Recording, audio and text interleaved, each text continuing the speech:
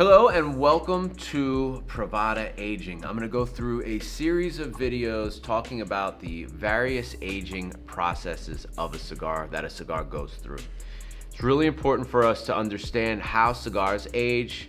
Eventually we will get some people in here to talk about the actual fermenting process of the tobacco leaves, but please understand something very important about the aging process of cigars. Cigars continually ferment once they're made. Okay, so bunching those leaves together and putting them, in a room, they're still aging. Okay, they're still fermenting. So aging and fermenting sort of mean the same thing in cigars. Now, again, we're not talking about where we're fermenting the leaves. We're talking about once the cigar is rolled at 70, that cigar is still fermenting, which adds to the aging process, which creates different flavors and aromas out of those tobaccos. It changes the tannins and things like that. Changes the characteristics of the tobacco. So a cigar aged tastes different than a cigar that is not aged, particularly when it's aged properly. Now, there are ways to speed up the aging process, but that's not what we're gonna talk about in this video. What we're gonna talk about in this video is the initial step of the aging process. I think Min Ron Nee calls this the sick period. This is the time from which a cigar is made before it's ready to ship out. So most of your cigars that you get from all of the legal countries, Dominican Republic, Nicaragua, Honduras, any of these countries, you're going to be getting. You okay back there, Johnny? Yeah, I'm just okay. You're going to be getting. We're going through a little sick period over here too. You're going to be getting a cigar that is ready to smoke. It has gone through this sick period. Now, the sick period is where the remainder of the ammonia of the cigar, or the ammonias that the cigar is producing, are exiting the cigar.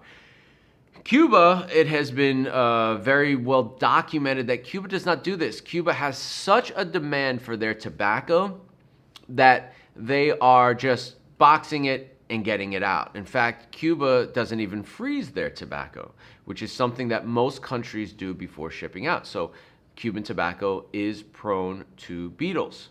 Beetles are larvae in the cigar. Okay, every tobacco has it. They're like little microorganisms, if you want to think of it that way. They're tiny little things that are in the tobacco. When you freeze them, it kills the larvae, preventing them from hatching.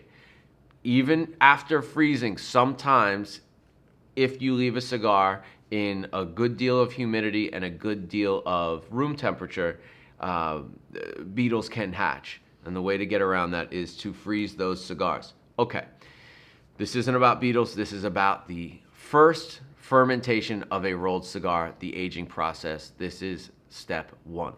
Most manufacturers will tell you that they let their cigars rest once rolled for 30 to 90 days. We don't accept cigars at Pravada Cigar Club that have been aged less than 90 days. We prefer to go another 30 days. So I often ask manufacturers to hold the cigars for 120 to 150 days. To me, that's perfect. And there's a reason for that. Part of that reason is these aging rooms are lined with cedar. They're well ventilated. The cigars are not in cellophane yet. They're really getting the proper amount of temperature, humidity, and breathability, the airflow, okay? So sometimes if a cigar from any country has not been given that 90 days, when I get samples that are what we call wet, those are going to be the final third. Typically, I'll taste some ammonia in a cigar. Now, talking to cigar manufacturers, they will tell you that that should never happen, but it does happen. This is where we use purging to get those gases and ammonias out of the cigar. Okay, so let's talk about that again. A cigar, once rolled, goes through what Min Ron Nee calls a sick period. The sick period can be anywhere from 30 to 180 days. This is the time where the tobaccos are rolled together, they're marrying together, and they're still releasing some of those gases. 90 days seems to be the rule where manufacturers are willing to let those cigars go out into the world. With Privada cigars, we also have another advantage. We typically never box a cigar. Boxing the cigar will hold in and create even some of that ammonia. Okay, so we never box the cigars. Once they go in a sealed box, that aging or fermenting really slows down because they're in a tight, confined space. So with our products, our cigars, okay, we don't really have to deal with that because most of them are not boxed. I get them here. We put them in through our aging process, which is Boveda in coolers for probably another 6 months. Then during the bagging process, they're getting even more ventilation, right? And then they're going into the bag with the Boveda, and it's exchanging that proper level of humidification. So this is the first part of the aging or fermenting process of a cigar once rolled. It is called the sick period. I want to get Eric Espinosa on the phone and ask him about this first maturation, we'll call it. What's up? Hey, what's up, man? How you doing? Good. Good. Hey, so I want to talk to you just briefly, if you could give me a 2-minute piece on the sick period of a cigar, or the first maturation once a cigar is rolled. Manufacturers tend to leave these cigars in an aging room for 30 to 90 to 120 days. I think Min Ron Nee calls this the sick period, where ammonia is still being released from these cigars. We call them wet, that kind of thing. Can you tell me a little bit about why manufacturers like to hold cigars in an aging room for at least 90 days? Well, everyone makes cigars differently. You know, some people use water to stretch out the leaf when they're going to put the leaf on, and then that would have to sit because it has a lot of humidity. You know, it's moisture. But the reason why we do it is that we like to let it sit. You know, depending on the wrapper, depending on the blend, we like to let it sit for at least 90 days because you have to get the blend to work together. It's got to marry. And you got to, yes, and it's got to release some of that ammonia, some of that humidity. And Hello? we're at this perfect point for everyone to smoke a lot better. Okay, if it's too wet, what happens is that the cigar gets spongy, doesn't burn right, doesn't draw good. And if it's too dry, then that will become sensitive to beetles when the cigar is too dry. You have to keep it at a perfect temperature for it, it to burn perfect. A lot of people do everything. Everybody does things differently. We don't use water. We like to dry everything before we make the cigars. Okay, because we do things differently. We do everything in bar in the factory. But yes, you want the oils to marinate also. Now with Cuban cigars, sorry to cut you off, but with Cuban cigars, apparently I cut people off all the time. Sorry about that. With Cuban cigars, they go through this, what Min Ron Nee calls this sick period, right? And so that's because they're not letting those cigars age. They're just putting them in the box and shipping them out. Is that correct? Well, yes. Well, I've been there, being Cuban myself. I know some of the process. See, they have everything sold. What happens is all Cuban cigars, everything they're making right now is sold. So, and nobody returns anything. I mean, whether the cigar is great, bad, it doesn't matter. They're going to ship it out. So they make them, they put them in boxes. They don't let them sit. Most Cuban cigars have a hard time drawing. In the cigar. They don't ferment the cigars. There's a lot of things they don't do in the soil, which they're supposed to do. That's why a lot of these Cuban cigars, they burn black. The ashes are real dark. Their process is... we talked about the color of the ash telling you about the cigar. How much of the color of the ash do you think depends on the mineral content of the soil that the tobacco was grown in? A lot. That has a lot to do with it. Okay. Because they don't do the process that they're supposed to do. And I'll give you an example. You got to let the soil sit. After you grow tobacco, you got to let it sit. Now, not just let it sit. What you also can grow, you can grow soy, you can grow beans, and that'll bring the nutrients back into the soil. But if you keep growing tobacco all year round, well, you don't let the soil rest, and that's what creates that.